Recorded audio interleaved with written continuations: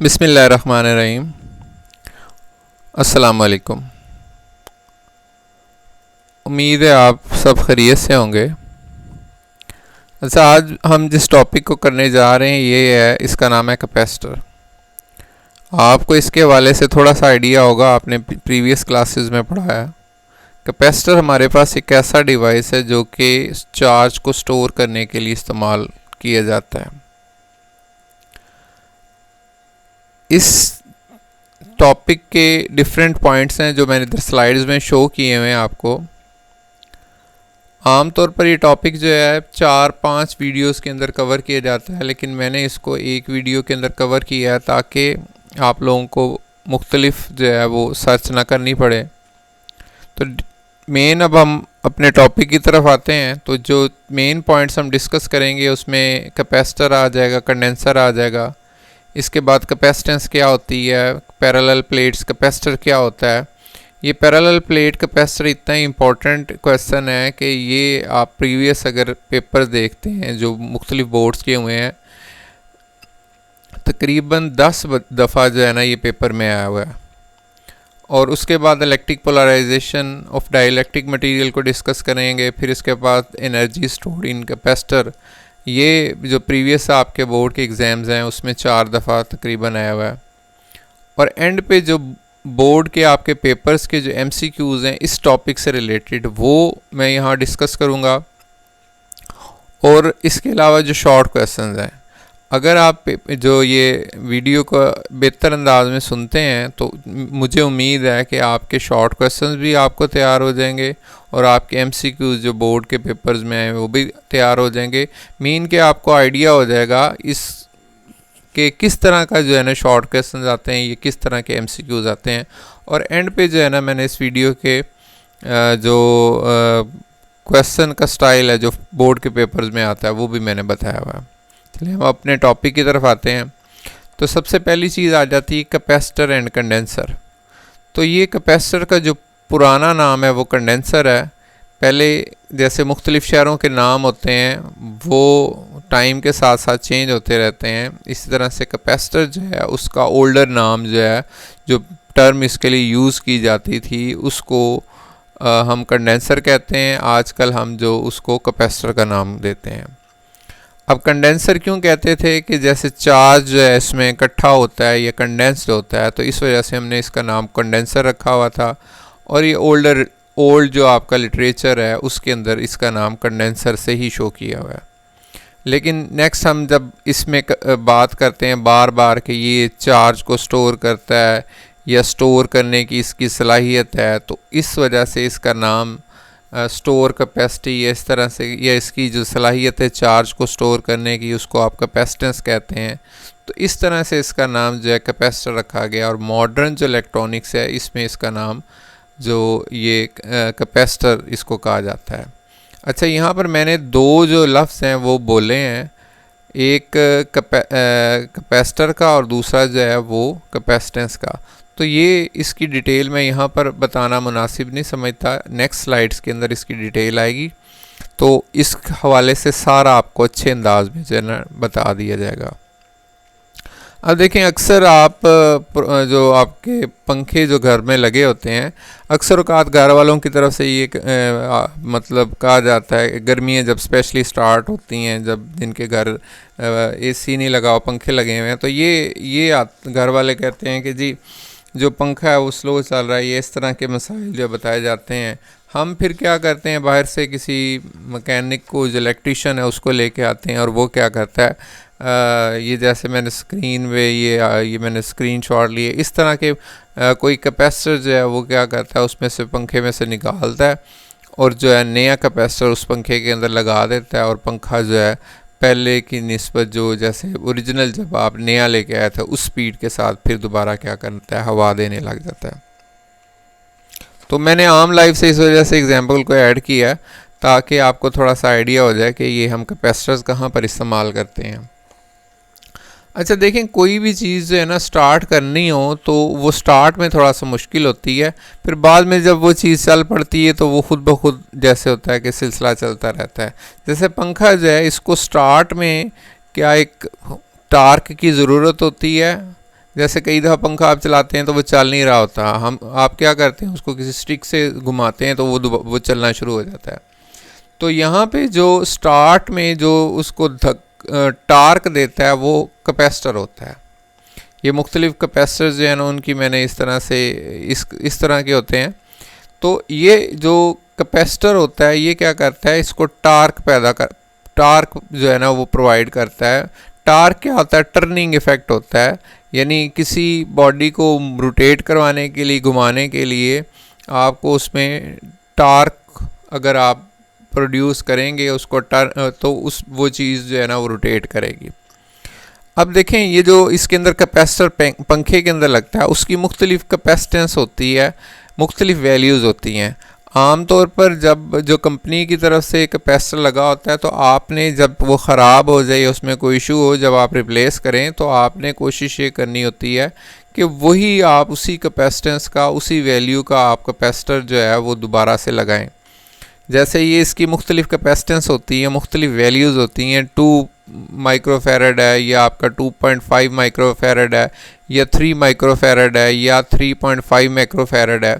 अब होता ये है कि हम कई दफ़ा जो इलेक्ट्रीशियन होता है वो क्या करता है कि मतलब जो वैल्यू उसमें पहले से लगा होता है उससे अगर वो ज़्यादा लगा देता है, यानी 3.5 माइक्रोफेरेड लगा देता है, तो उसके मुख्तलिफ़ किस्म के नुकसानात भी हो सकते हैं। सबसे पहला नुकसान तो ये, जैसे आजकल बिजली की मतलब जो रेट्स हैं काफ़ी ज़्यादा इंक्रीज़ हो गए हैं। हर बंदा जो है कोशिश करता है कि हमारा बिल जो है वो कम आए। अगर वो वैल्यू ज़्यादा लगा के चला जाता है तो उसका ये नुकसान होता है कि उसकी पावर की जो कंज्यूम कर रहा होता है पंखा, वो इतनी ज़्यादा हवा में तो इतना डिफरेंस नहीं आता, लेकिन उसका नुकसान ये होता है कि जो बिजली है वो ज़्यादा कंज्यूम करने लग जाता है। और अगर वो क्या कर देता है, वो बहुत छोटा लगा देता है, तो उसका भी ये नुकसान होता है कि वो जो है ना मतलब बिजली तो वो कम कंज्यूम करेगा, लेकिन ये है कि उसकी स्पीड जो है काफ़ी ज़्यादा जो है स्लो हो जाती है। तो ये एक तो ज़हन में रखना है कि आपने जिस वैल्यू का जो कैपेसिटर आपने उसमें से रिमूव किया वही आप जो है उसमें दोबारा से लगाएं। अब हम बात करते हैं कैपेसिटर की। तो कैपेसिटर क्या होता है, ये हमारे पास एक ऐसा डिवाइस है जो क्या करता है, स्टोर करता है इलेक्ट्रिक चार्ज को, आप उसको कैपेसिटर कह देते हैं। तो अब ये हमारे घर में भी हम भी स्टोरेज के लिए मुख्तलिफ़ चीज़ें अपने आम लाइफ में इस्तेमाल करते हैं। जैसे ये मैंने एक आपको ड्रम समझ लें, ये क्या करते हैं हम घरों में, हम इसमें पानी को स्टोर करते हैं। फिर ये इसी तरह से एक भड़ोला, जिसमें हम क्या करते हैं, शायद भड़ोला ही कहते हैं, इसमें हम गंदम स्टोर करते हैं। तो इसी तरह से जो आपका कैपेसिटर है वो किस चीज़ को स्टोर करता है, वो इलेक्ट्रिक चार्ज को स्टोर करता है। अब देखें हमारे पास जो स्टोरेज के लिए मुख्तलिफ़ किस्म के जैसे सेल है, सेल भी जो है वो हमारे पास स्टोरेज के तौर पर इस्तेमाल होता है। तो हमें क्या ज़रूरत पेश आई है कि हम सेल या बैटरी को छोड़ के हम जो है कैपेसिटर को एज ए स्टोरेज जो है वो के तौर पर इस्तेमाल करें। और जो ये बैटरी या सेल होता है उसमें और जो कैपेसिटर है इसमें क्या डिफरेंस होता है, यानी जब हमारे पास ऑलरेडी हमें पता है कि सेल भी इस्तेमाल होते हैं ये एनर्जी स्टोरेज के लिए और इसी तरह से बैटरी भी इस्तेमाल होती है, तो हमें कैपेसिटर की ज़रूरत क्यों पेश आई। अब देखें सेल जो होता है ये क्या करता है, ये इस तरह से करता है, जो केमिकल एनर्जी होती है उसको ये बैटरी केमिकल एनर्जी को इलेक्ट्रिकल एनर्जी में कन्वर्ट करता है। और जो इसकी एनर्जी होती है ये आपकी ऐसे होता है कि मुसलसल एनर्जी आ रही होती है। जैसे आपने ये सेल है, सेल को आप क्या करते हैं, किसी बल्ब के साथ सपोज आप क्या कनेक्ट कर देते हैं, तो वो क्या होगा, उसको मुसलसल उसको रोशन करेगा, मुसलसल उसमें से रोशनी निकलेगी। ये बैटरी से आपने कनेक्ट किया हुआ है। लेकिन जो कैपेसिटर का जो सीन है यहाँ पर, वो स्टोर तो करता है इलेक्ट्रिकल जो एनर्जी को जो है ना स्टोर तो करता है इलेक्ट्रिक फील्ड की फॉर्म में, लेकिन जो ये स्टोरेज होती है इसकी मतलब मुस्तकिल नहीं होती, टेम्परेरी होती है। और फिर क्या करता है ये, फिर उस जो स्टोर की हुई जो उसने एनर्जी होती है उसको फिर क्विकली यानी जल्दी से जो है ना वो निकाल देता है। तो हमने देखा कि जैसे ये मैं क्या करता हूँ कि मेरे पास एक इसकी नेक्स्ट जो है ना डिटेल आप पढ़ेंगे तो आपको ज़्यादा क्लियर हो जाएगा। आमतौर पर कैपेसिटर जो है वो किस तरह की इसकी डायग्राम होती है, आपके पास दो प्लेट्स होती हैं, आप क्या करते हैं उसको बैटरी के साथ कनेक्ट कर देते हैं। जो पॉजिटिव प्लेट पे जो प्लेट पॉजिटिव टर्मिनल के साथ कनेक्ट होती है उस पर पॉजिटिव चार्ज आ जाता है, और जो नेगेटिव के साथ कनेक्ट होती है उस पर नेगेटिव चार्ज आता है। इसकी मुख्तलिफ़ किस्म की टाइप्स हैं, ये मुख्तलिफ जो है ना मैंने एक डायग्राम के अंदर जो है ना आपको इसकी टाइप्स है उसको शो किया हुआ है। तो उम्मीद है आपको क्लियर हो गया होगा कि बैटरी को और कैपेसिटर जो है इसमें क्या डिफरेंस होता है, कि बैटरी ने मुसलसल जो है ना वो क्या करनी होती है, एनर्जी देनी होती है, और जो कैपेसिटर होता है उसमें जो एक तो केमिकल में मतलब एनर्जी में सेव नहीं होती, बल्कि क्या करता है ये इलेक्ट्रिक फील्ड की फॉर्म में एनर्जी को अपनी स्टोर करता है। अब इसके अलावा आम लाइफ में इसके और भी बहुत से यूजेस हैं। जैसे आप देखें कि ये एक जो कैमरा है इसको जब आप तस्वीर जो है कैप्चर करते हैं तो उसकी जो लाइट होती है वो, हालांकि छोटा सा इसमें सेल लगा होता है, तो इसकी जो लाइट है बहुत ज़्यादा होती है और वो एक कुछ थोड़ी सी देर के लिए निकलती है। तो वो जो आपको मैंने बताया था कि कैपेसिटर जो है वो जो जल्दी से अपनी एनर्जी जो है उसको खारिज कर देता है या डिस्चार्ज हो जाता है। तो सेम मतलब जो उसने स्टोर की हुई थी वो इधर रोशनी की फॉर्म में इधर से इमिट होती है और वो बहुत ज़्यादा रोशनी होती है। इसके अलावा मैं यहाँ पर एक और एग्जांपल देता हूँ कैपेसिटर की। देखें ये आपके पास एक बैटरी है, ठीक है ना। ये बैटरी क्या कर रही है, ये आपने एक सर्किट बना दी है, यहाँ पर एक कैपेसिटर भी आपने लगा दिया है और यहाँ पर एक रेजिस्टर आप लगा देते हैं इसको कंट्रोल करने के लिए करंट को, और यहाँ पर आप क्या लगाते हैं, एलईडी लगा देते हैं जो कि रोशन हो रही है। यानी करंट जो है वो बैटरी से आता है और क्या कर देता है इस चीज़ को, ये एलईडी जो है इसको रोशन कर देता है। अब देखें होता ये है कि फ़र्ज़ कर लेते हैं, मैं कहता हूँ कि जब आप इसको बल्ब आपका रोशन है, अब देखिए करंट इधर से जा रहा है तो यहाँ पर ये कैपेसिटर आपने जो अटैच किया हुआ है इसको भी ये चार्ज कर रहा है। कुछ देर बाद जो है ये मतलब इसको भी फुली चार्ज कर देगा। जब फुली चार्ज कर देगा तो अब देखें आपके पास इसमें भी जो एनर्जी है स्टोर है और इसमें भी क्या एनर्जी स्टोर है। एक ऐसा पॉइंट आता है, सपोज आप ये करते हैं कि इस बैटरी को यहाँ से हटा देते हैं, बैटरी का जो आपके पास कनेक्शन है उसको आप क्या कर देते हैं, यानी ये बैटरी को आप इस तरह से यहाँ से जो है इसका कनेक्शन जो है वो ऑफ़ कर देते हैं। तो फिर ये होता है कि जो आपका ये कैपेसिटर जो कि चार्ज हुआ होता है वो क्या करता है, इस बल्ब को रोशन ही रखता है, यानी ये रोशन ही रहता है। पहले तो ये था कि बैटरी जो थी वो एनर्जी इसको इलेक्ट्रिकल एनर्जी दे रही थी, यानी करंट दे रही थी और ये रोशन हुआ था। जब यहाँ से आपने क्या किया, बैटरी को ऑफ कर दिया और ये फुली चार्ज हो गया था, यानी इसमें एनर्जी स्टोर हो गई थी, तो बैटरी से नहीं आ रही थी बल्कि ये इस तरह से इसको जो है ना मुसलसल एनर्जी प्रोवाइड करता रहा। तो इससे उम्मीद है कि आपको मज़ीद जो है वो क्लियर हो गया होगा कि ये मुख्तलिफ सर्किट्स में ये किस तरह से जो है कैपेसिटर आपका जो है काम करता है। अब यहाँ पे आप लोग जो सेकंड पार्ट का जो आपका इलेक्ट्रॉनिक्स वाला चैप्टर है उसमें आप देखेंगे एक आपके पास फुल वेव रेक्टिफिकेशन होती है। फुल वेव रेक्टिफिकेशन से क्या मुराद होता है, देखें आपके करंट होते हैं दो, एक होता है डीसी और एक होता है आपका एसी। डीसी क्या होता है, यानी डीसी आपके पास इस तरह से स्ट्रेट है, डायरेक्ट करंट है, और एसी जो है उसको आप क्या बोलते हैं, अल्टरनेटिंग करंट कहते हैं। अल्टरनेटिंग करंट क्या होता है, जिसकी पोलैरिटी जो है वो चेंज होती है, कभी पॉजिटिव है कभी वो आपके पास क्या है, नेगेटिव है। अब जो रेक्टिफिकेशन होती है, रेक्टिफिकेशन में ये होता है कि आपकी जो वेव है उसको आप इस तरह से करते हैं कि जो एसी होता है उसको आप किस में कन्वर्ट कर देते हैं, डीसी में कन्वर्ट कर देते हैं। तो इसकी जो ये वाला हिस्सा होता है डीसी का वो एसी का वो ख़त्म हो जाता है, बल्कि वो किस में कन्वर्ट हो जाता है, डीसी में कन्वर्ट हो जाता है इस तरह से। अब देखें ये आपकी जो इसमें वो डीसी वाली शेप में नहीं आया, बल्कि ये इस तरह से आपके पास ये काफ़ी ज़्यादा इसमें वेरिएशन है। तो इस चीज़ को ख़त्म करने के लिए आप क्या करते हैं, कैपेसिटर्स को इस्तेमाल करते हैं। यानी ये उस जो सिग्नल है उसको क्या करेगा, फ़िल्टर करेगा, उसको बेहतर करेगा। अब देखें ये इस तरह से जो मैंने रेड बनाया था, जब आप क्या कर देते हैं उसके जो रिज़ल्ट होता है उसकी आउटपुट जो होती है उसके आगे आप कैपेसिटर को लगा देते हैं। यानी ये जैसे कैपेसिटर है, तो जब ये करंट थोड़े से ज़्यादा हो रहा है, ये थोड़े से ज़्यादा होता है, ज़्यादा होता है, ज़्यादा होता है, ये जो पॉइंट है जो ग्रीन से उसने शो किया हुआ, यहाँ पर करंट जो है मैक्सिमम हो जाता है। अब जैसे करंट मैक्सिमम होता है तो जैसे जैसे करंट थोड़े से ज़्यादा होता रहता है तो उसके साथ साथ जो उसका जो कैपेसिटर है उसकी चार्जिंग होती रहती है। इसके बाद करंट जो है ना वो ज़्यादा से, देखें इस पॉइंट से जो जब नीचे आ रहे हैं तो करंट जो है वो आपका क्या हो रहा है, रिड्यूस हो रहा है, कम हो रहा है।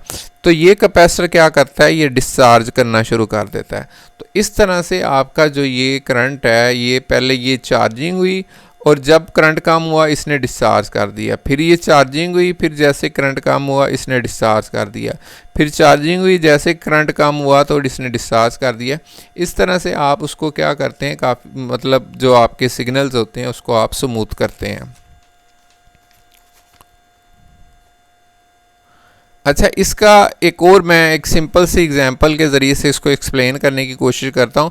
आगे जो आपका टॉपिक है काफ़ी ज़्यादा आसान है, आपको जस्ट ये क्लियर करना चाह रहा हूँ कि कैपेसिटर जो है वो किस तरह से काम कर रहा होता है।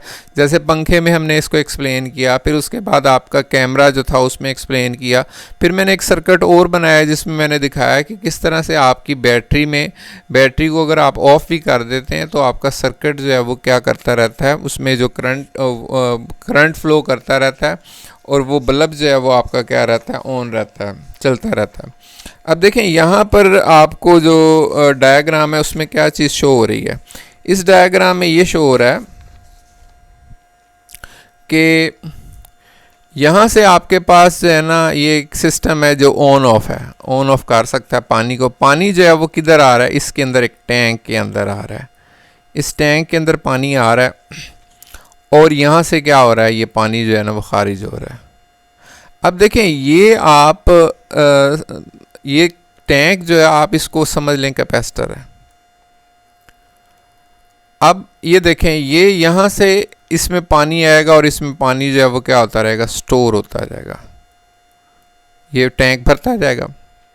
ऐसा सीन होता है कि जो आपकी सप्लाई है जिससे पानी आ रहा है वो उसमें कोई वो इंटरप्ट होती है, मतलब उसमें से पानी आना जो है ना वो बंद हो जाता है।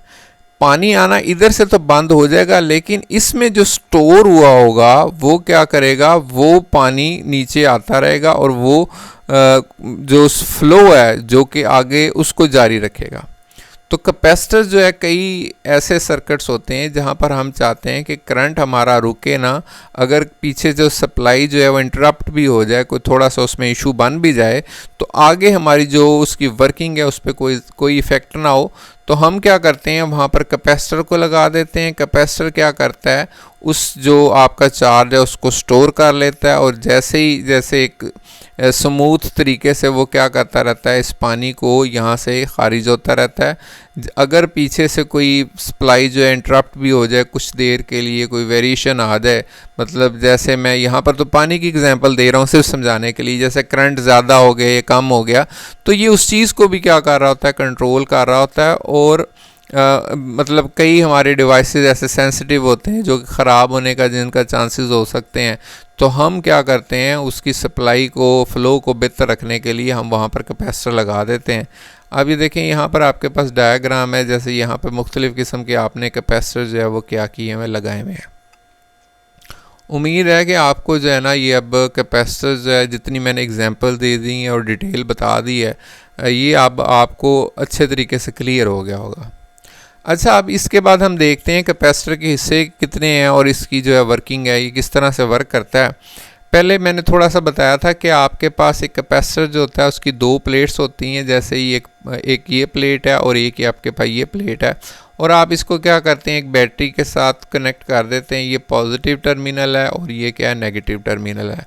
अब इसमें जो बातें आपने याद रखनी है वो ये हैं कि जिस बैटरी के पॉजिटिव टर्मिनल को जिस प्लेट के साथ कनेक्ट करते हैं, अगर इस पे पॉजिटिव चार्ज है तो उस प्लेट पर भी पॉजिटिव चार्ज आता है, और अगर इस पर नेगेटिव चार्ज है तो उस प्लेट पर भी क्या आता है, नेगेटिव आ जाता है। अब मुझे आपने बताना है ये बैटरी जो होती है ये करंट कौन सा जाहिर कर रही होती है। बैटरी जो है आपका करंट डीसी को जाहिर कर रही होती है, मतलब ये है कि डायरेक्ट करंट है। देखें चार्जिंग जो है वो जो डीसी में आप कैपेसिटर की देखें जो चार्जिंग है वो और तरह से होती है और एसी में और तरह से होती है। हमारे टॉपिक में जो डिस्कस किया एसी के बारे में किया हुआ है, तो मैं एसी के हवाले से ही इसको एक्सप्लेन करूँगा। लेकिन इससे पिछला जो मैंने आपको बताया था उससे थोड़ा सा आपको आइडिया हो जाएगा, जिसमें रेक्टिफिकेशन हमने देखी थी कि किस तरह से वो जो है ना वो उसको फ़िल्टर कर रहा होता है, जो आपकी डायरेक्ट जो उसका हाफ फुल वेव रेक्टिफिकेशन के ज़रिए से जो आपको करंट हासिल हुआ होता है। अच्छा चलें इसको नेक्स्ट हम देखते हैं। तो ये देखें जब आप इसको क्या करते हैं, इधर मैं इसको पहले एक दफ़ा इसको क्लियर कर लूँ, फिर आपको थोड़ा सा समझाने में आसानी हो जाएगी। अच्छा अब होता क्या है, यहाँ पे हमने बात ये की कि ये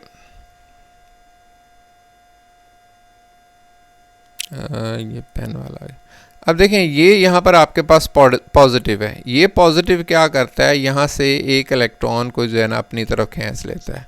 जब ये इलेक्ट्रॉन को अपनी तरफ खींचता है यानी पॉजिटिव नेगेटिव को अट्रैक्ट करता है, तो यहाँ पर प्लेट पर क्या आ जाता है, पॉजिटिव चार्ज आ जाता है।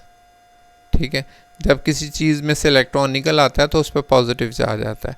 अच्छा आम तौर पर इस पूरे प्रोसेस के दौरान या मतलब कुदरती तौर पर जो पॉजिटिव और नेगेटिव चार्जेस होते हैं किसी भी मटेरियल के ऊपर, उनकी तादाद बराबर होती है, इक्वल होती है।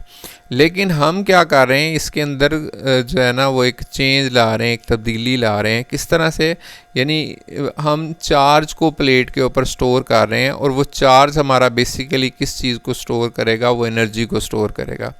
यहाँ पर जब पॉजिटिव आ जाता है हमारा, ये इलेक्ट्रॉन जो है इधर, अब ये पॉजिटिव क्या करेगा, नेगेटिव को अट्रैक्ट करेगा। तो इलेक्ट्रॉन जो इधर आया था वो अट्रैक्शन की वजह से किधर आ जाएगा, इधर। तो यहाँ पर पॉजिटिव था तो यहाँ पर क्या आ जाएगा, नेगेटिव चार्ज आ जाएगा। ठीक है, बात उम्मीद है क्लियर होगी आपको। मतलब यहाँ से इलेक्ट्रॉन ने एक को अट्रैक्ट किया, ये जो आपका था पॉजिटिव चार्ज, उसने इलेक्ट्रॉन को अट्रैक्ट किया तो यहाँ पर पॉजिटिव आ गया। और ये जो है आपके पास जो है यहाँ से ये पॉजिटिव जो है इलेक्ट्रॉन को अट्रैक्ट करेगा तो वो इलेक्ट्रॉन इधर आ गया। अब ये जैसे होता है ना, ये चार्जिंग होगी, यानी एक आ गया और यहाँ पर पॉजिटिव आ गया, यहाँ पर नेगेटिव आ गया, तो इनके दरमियान जो है पोटेंशियल डिफरेंस भी बन गया। फिर उसके बाद इसी तरह से एक इस पे दोबारा एक नेक्स्ट पॉजिटिव आ जाएगा, इसी तरह से यहाँ पर नेगेटिव आ जाएगा, फिर आपका पॉजिटिव आ जाएगा, फिर यहाँ पर आपका नेगेटिव आ जाएगा, और ये सिलसिला इस तरह से जो है वो आपका जारी रहेगा। और एक पॉइंट ये आएगा कि आपका जो पोटेंशियल यहाँ पर, सपोज यहाँ पर जो पोटेंशियल था वही वाला पोटेंशियल यहाँ पर आ जाएगा।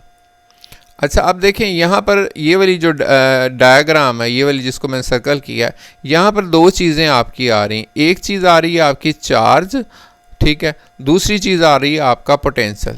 दो चीज़ें आ रही हैं, चार्ज आ रहा है और क्या आ रहा है, पोटेंशियल आ रहा है। कुछ लोग जो है ना ये वाली जो इक्वेशन है उसको इस तरह से एक्सप्लेन करते हैं कि वो कहते हैं चार्ज जो है वो डायरेक्टली प्रोपोर्शनल जो है ना वो पोटेंशियल के होता है। ये वाला पोटेंशियल ले लेते हैं, ये जो बैटरी वाला है, ये हमने बैटरी का पोटेंशियल नहीं है ये, बल्कि उन प्लेट्स हैं उनके दरमियान वाला पोटेंशियल है। तो जैसे जैसे चार्ज जो है वो क्या होता रहेगा, बढ़ता रहेगा, उसके साथ साथ जो पोटेंशियल है वो भी क्या होता रहेगा, बढ़ता रहेगा।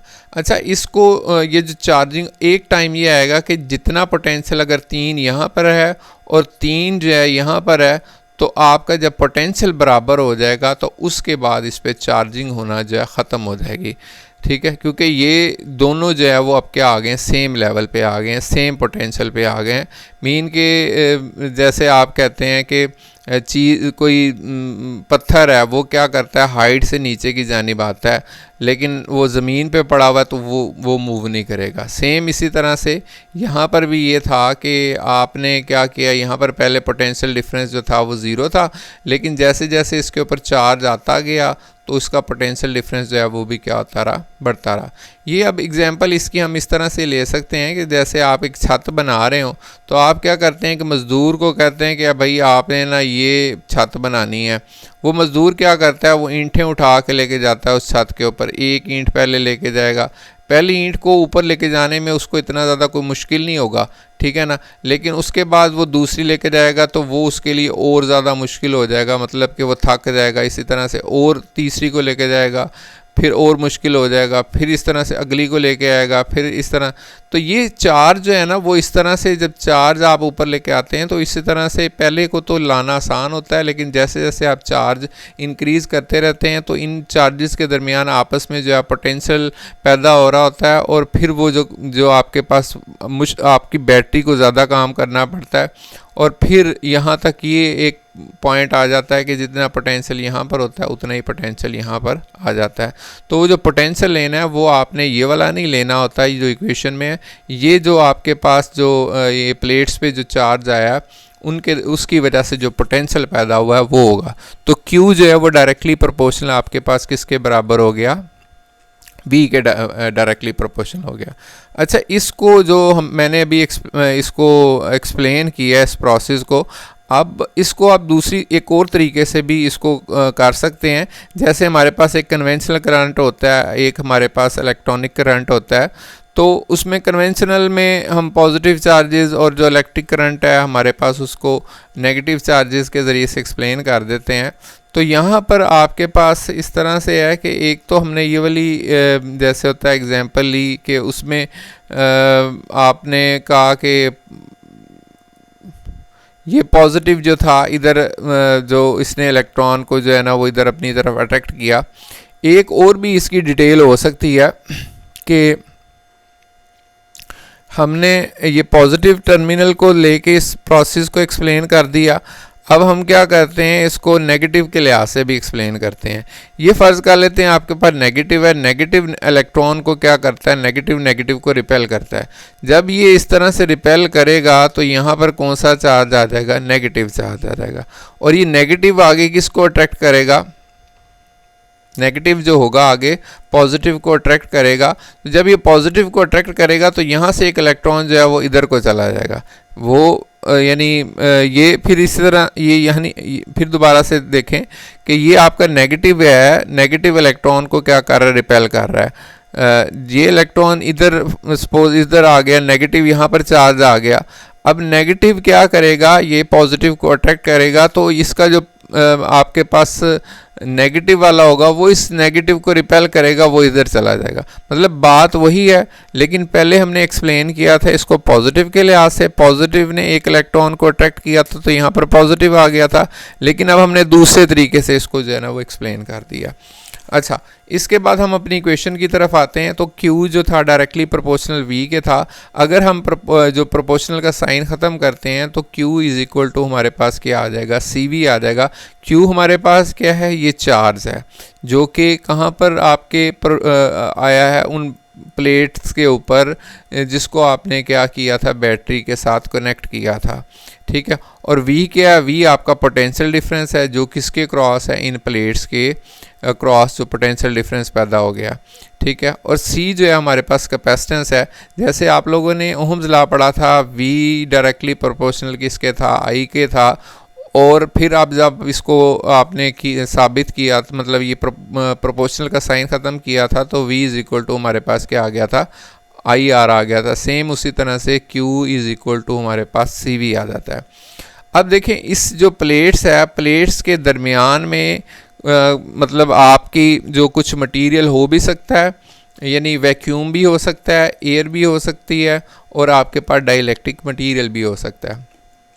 लेकिन आपने इन प्लेट्स के दरमियान जो है वो कंडक्टर को प्लेस क्यों नहीं किया, ये अब आपने इसका जो है ख़ुद जवाब देना है।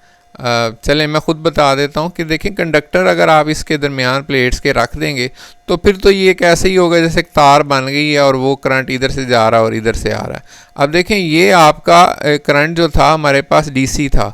DC करंट क्या होता है, देखें DC करंट इधर से इधर जाता है, लेकिन आगे आपके पास जो है उसके पास वो एक स्पेस खाली जगह होती है, या कोई आपकी एयर होती है, या फिर आपके पास वैक्यूम होता है, या डाइलेक्ट्रिक मटेरियल होता है। डाइलेक्ट्रिक मटेरियल की नेक्स्ट हम डिटेल देखेंगे क्या होता है। ये एक इंसुलेटर ही होता है, लेकिन इसकी मतलब एक स्पेसिफिक प्रॉपर्टीज़ होती हैं जिसकी वजह से हम इसको डाइलेक्ट्रिक मटेरियल कह देते हैं। तो आपका करंट जो है वो इधर मूव नहीं करेगा आगे, ठीक है। तो यानी एसी में ये जो आपका कैपेसिटर है, इसमें आपका डायरेक्ट करंट जो होता है वो आगे इस तरह से मूव नहीं करता। अब यहाँ पे मैंने इसको ये जैसे दिखाया कि पहले से ही एक्सप्लेन कर देता हूँ कि आपके पास सपोज ये पॉजिटिव है और यहाँ पर आपके पास नेगेटिव है। तो पॉजिटिव क्या करता है, यहाँ से एक इलेक्ट्रॉन जो है उसको क्या करता है, अपनी तरफ खींच लेता है, और जब पॉजिटिव इसको इलेक्ट्रॉन को खींचता है तो इसके पास पॉजिटिव चार्ज आ जाता है। और ये क्या करता है कि ये पॉजिटिव आगे किसको अट्रैक्ट करेगा, नेगेटिव को अट्रैक्ट करेगा। तो ये इलेक्ट्रॉन बैटरी जो है ना इसको क्या कर देगी, इधर पहुंचा देगी। इस तरह से टाइम गुजरता जाएगा, इस पर पॉजिटिव चार्ज आएगा, फिर नेक्स्ट फिर इस पर नेगेटिव, फिर इस पर पॉजिटिव, फिर उस पर नेगेटिव, फिर पॉजिटिव, और फिर इस पर क्या आ जाएगा, नेगेटिव आ जाएगा। तो ये इस तरह से सिलसिला, जैसे ये अब यहाँ पर है मैंने दिखाया हुआ आपको। इसको मैं क्लियर करता हूँ जो ये मैंने बनाई है। अच्छा, उसमें आपके पास नेक्स्ट जो है वो जैसे यहाँ पे नेगेटिव और पॉजिटिव आपके पास आ गया है, तो सेम इस तरह से यहाँ पर पॉजिटिव इंक्रीज़ होता जाएगा, इस तरह से नेगेटिव इंक्रीज़ होता जाएगा, और फिर एक टाइम ये आएगा कि आपका कैपेसिटर जो है वो इस तरह से जैसे होता है फुली चार्ज हो जाता है। जितना पोटेंशियल इधर होता है वहाँ पर भी इतना ही पोटेंशियल उस पर आ जाता है। अच्छा, अब हमने जो इक्वेशन की थी Q इज़ जो आपके पास डायरेक्टली प्रोपोर्शनल था V के, यानी पोटेंशियल के, तो यहाँ पे हमारे पास Q is equal to CV आ गया था, और C हमारे पास क्या है, कैपेसिटेंस है, जो हम जिसको बोलते हैं कि चार्ज को स्टोर करने की सलाहियत है। Q इज़ इक्वल जो आपके C is equal to Q बटा क्या आ गया, आपके पास V आ गया। और Q क्या होता है, हमारे पास चार्ज होता है, इसकी यूनिट क्या होते हैं, कूलम, और जो आपके पास पोटेंशियल है इसके क्या होते हैं, वोल्ट होते हैं। तो देखें आपने इसकी जो इसके कैपेसिटेंस जो है इसके यूनिट को आप जैसे माइकल फ्रेडे के बारे में आपने पहले पढ़ा था, तो उसके नाम पे इसका यूनिट जो होता है फेरेड रखा गया। अब इसको आपने जो फेरेड की डेफिनेशन है उसको रट्टा नहीं लगाना, बल्कि आपने क्या करना है, इसको आप ये आपका जो फार्मूला है यही बेसिकली आपकी जो डेफिनेशन है उसको बता रहा है कि फेरेड को आप किस तरह से डिफ़ाइन करते हैं। तो फेरेड जो है वो क्या होगा, जब आपका चार्ज जो है 1 कूलम होगा और जो पोटेंशियल डिफरेंस है उन प्लेट्स के दरमियान जो 1 वोल्ट होगा, तो आप कैपेसिटेंस जो है उसको क्या कह देंगे, 1 फेरेड कह देंगे। तो यहाँ पे इसी तरह से बताया farad is a unit of the capacitance. ये कैपेसिटेंस का यूनिट है। एमसीक्यूज़ में ये पूछा जा सकता है, अक्सर जो बोर्ड के पेपर्स हैं उसमें इस तरह के एमसीक्यूज़ हैं, वो लिख देता है कि फेरेड इज़ इक्वल टू 1 कूलम मतलब बटा 1 वोल्ट लिख देता है, या फिर ये लिख देता है कि 1 कूलम बटा 1 वोल्ट इज़ इक्वल टू किसके होता है, तो वो फेरेड के होता है। तो ये एमसीक्यूज़ के हवाले से काफ़ी ज़्यादा इंपॉर्टेंट है। Is defined as the capacitance of capacitor when charge of 1 coulomb on its plates creates a potential difference of 1 volt between them. तो आप इसको क्या कह देते हैं, कैपेसिटेंस कह देते हैं। अच्छा, कैपेसिटेंस से मुराद यहाँ पे एक चीज़ आपको थोड़ी सी बताऊँगा, ये आपके लिए थोड़ी सी हैरान कुन भी होगी कि कैपेसिटेंस जो है वो ये इक्वेशन से तो ये लगता है ना कि ये कैपेसिटेंस जो है वो Q पर डिपेंड करती है और V पर डिपेंड करती है, लेकिन आगे नेक्स्ट आप देखेंगे कैपेसिटेंस जो है ना ये चार्ज पर और वोल्टेज पे डिपेंड नहीं करती, बल्कि ये और फैक्टर्स हैं जिन पे जो कैपेसिटेंस है वो बेसिकली डिपेंड करती है। जैसे आपके पास फार्मूला था V is equal to IR, ohm's law आपने पढ़ा था, और यहाँ पर R जो था वो हमारे पास क्या था, रेजिस्टेंस था। तो हम यहाँ पर जो रेजिस्टेंस थी वो V और I पर डिपेंड नहीं कर रही थी, बल्कि रेजिस्टेंस डिपेंड कर रही होती है कि आपने तार किस तरह की इस्तेमाल की हुई है, बारीक तार इस्तेमाल की हुई है, मोटी तार आपने इस्तेमाल की हुई है। तो उसमें उसके लिहाज से आपका जो है ना वो, यानी ये मटेरियल की जैसे होता है कि प्रॉपर्टी होती थी। अब यहाँ पर एक चीज़ आपको थोड़ा सा क्लियर करना चाहूँगा कि अगर फ़र्ज़ कर लेते हैं आपके पास एक कैपेसिटर है जिसकी कैपेसिटेंस 4 फैराड है, तो उस पे जो है चार्ज कितना होगा और वोल्टेज कितनी होगी। मैं कह देता हूँ कि उसके ऊपर चार्ज जो है वो क्या है, 4 है, और वोल्टेज जो है 1 है। तो हमारे पास यहाँ पर चार्ज की जगह पर मैं 4 पुट करता हूँ और वोल्टेज की जगह 1 पुट करता हूँ, तो मेरे पास 4 जवाब आ जाता है। लेकिन अगर मैं क्या करता हूँ इस चार्ज को डबल कर देता हूँ, यानी 4 की बजाय जो है मैं 8 कर देता हूँ। अब देखें 8 करने से मैं कहूँगा कि वोल्टेज जो आपकी कैपेसिटेंस है वो बढ़ गई है, लेकिन जैसे ही मैं इसको इंक्रीज़ करूँगा चार्ज को, तो उसके साथ उसके जो पोटेंशियल है वो भी इंक्रीज़ हो जाएगा। तो जब मैं इसको डिवाइड करूँगा 8 तक़सीम 2, तो फिर मेरे पास 4 आ जाएगा, यानी कैपेसिटेंस इसकी 4 फैराड थी तो 4 ही फैराड रही। अगर मैं इसी तरह से चार्ज को 12 कर देता हूँ तो मेरे पास जो वोल्टेज 3 हो जाएगी, तो 12 को 3 पे तक़सीम किया फिर 4 आ जाता है। इसी तरह से अगर मैं इसको 4 को 16 कर देता हूँ तो वोल्टेज जो हमारी 4 आ जाएगी, तो ये इस तरह से 4 रहेगा। तो कैपेसिटेंस जो उसकी कैपेसिटी है, अगर 2 फैराड है तो 2 फैराड ही जवाब आता रहेगा, और अगर 3 फैराड है तो 3 फैराड ही आता रहेगा, अगर 4 फैराड है तो 4 फैराड ही आता रहेगा। तो बेसिकली कैपेसिटेंस जो होती है वो डिपेंड कर रही होती है कि साइज़ क्या है कैपेसिटर का जिस पे आप चार्ज को स्टोर कर रहे हैं। जैसे आप पानी जो है इस कप में थोड़ी मिकदार होगी, यानी इसकी कैपेसिटेंस जो है वो थोड़ी है कप की, लेकिन अगर आपके पास इस तरह से कोई बर्तन है तो इसकी कैपेसिटेंस जो है ज़्यादा है, यानी ये पानी को ये ज़्यादा इसके अंदर स्टोर कर सकती है। और इसी तरह से अगर इस तरह की आपके पास कोई ड्रम टाइप कोई चीज़ है तो वो कैपेसिटेंस उसकी उतनी जो है ना वो ज़्यादा होगी। इसके अलावा जो है ना जैसे वोल्टेज होती है, मैं एग्जांपल दे देता हूँ कि वाटर का प्रेशर है वो आपके पास वोल्टेज है, और चार्ज इसी तरह से होता है कि इसके अंदर कितना पानी है वो आपका चार्ज आ जाएगा। यानी कैपेसिटेंस को मैंने इस तरह से, जैसे वो पिछली एग्जांपल्स हमने ली थी उसमें पानी था और एक टैंक था जिसमें हम पानी को स्टोर कर रहे थे, तो उस तरह से भी हम इसको जो कैपेसिटर है उसको हम एक्सप्लेन कर सकते हैं। अब देखें ये आपके पास कैपेसिटर जो है उसके यूनिट हमने फैराड तो पढ़ लिए, लेकिन फैराड जो है बहुत बड़े यूनिट है। आम तौर पर जो यूनिट इस्तेमाल किए जाते हैं कैपेसिटेंस के लिए वो आपके पास क्या आ जाते हैं, माइक्रो फैराड आ जाते हैं, या नैनो फैराड आ जाते हैं, या पिको फैराड आ जाते हैं। तो ये वैल्यूज़ आपने याद रखनी है कि माइक्रो के लिए 10⁻⁻⁶ फैराड है। इसी तरह से नैनो, ये आपके पास नैनो के लिए यहाँ गलत लिखा गया 10⁻⁹ होता है फैराड, ठीक है, और पिको के लिए 10⁻12 आ गया।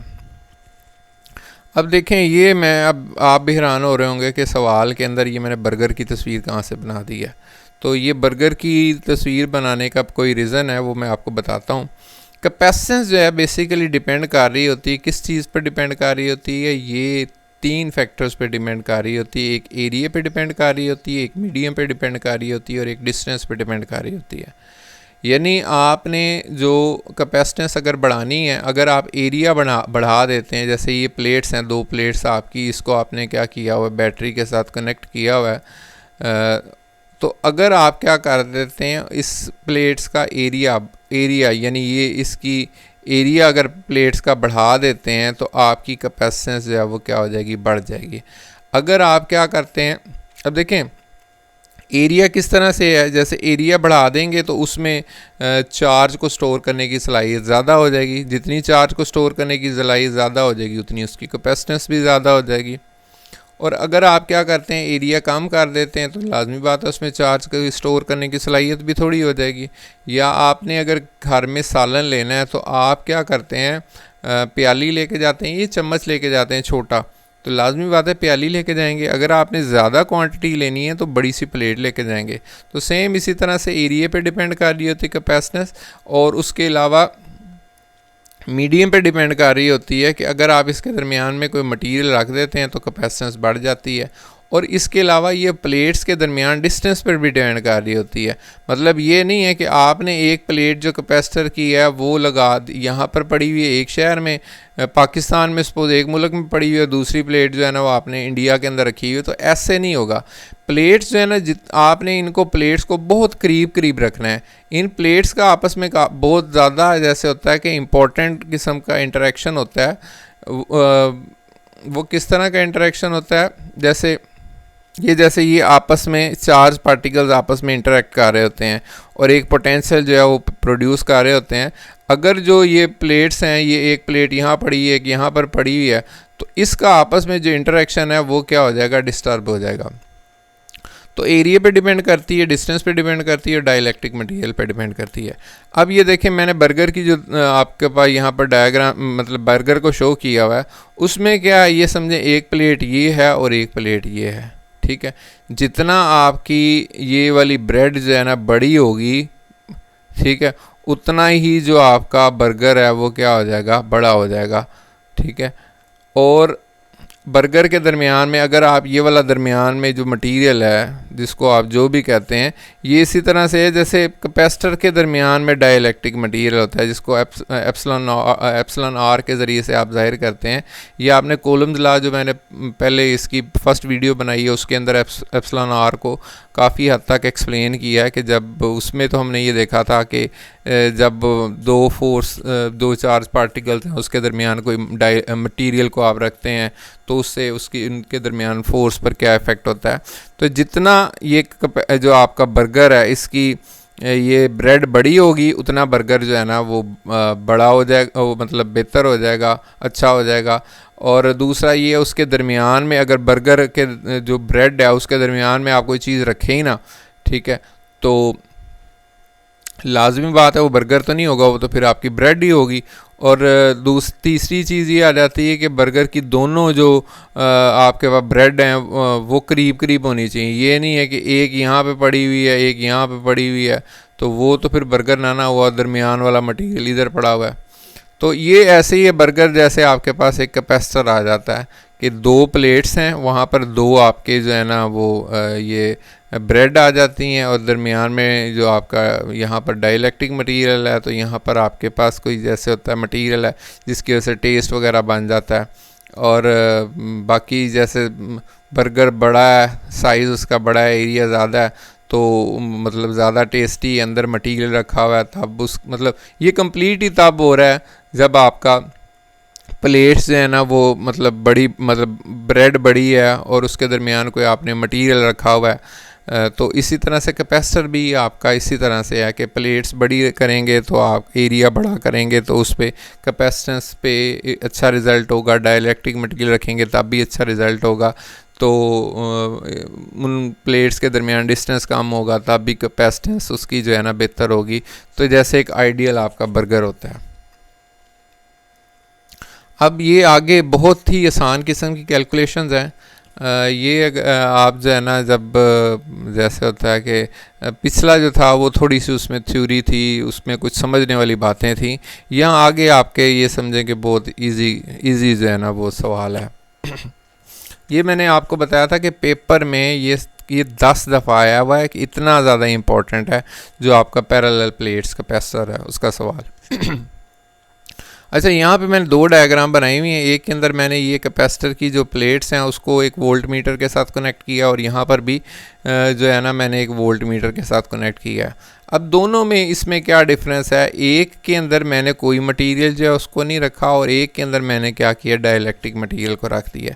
जिसके अंदर मैंने कोई मटेरियल नहीं रखा उसके अंदर वोल्टेज जो है ना उसकी वैल्यू हाई है, ज़्यादा है। लेकिन जिसके अंदर मैं क्या करता हूँ, एक डाइलेक्ट्रिक मटेरियल को रख देता हूँ, वहाँ पर वोल्टेज जो है उसकी वैल्यू क्या हो जाती है, कम हो जाती है।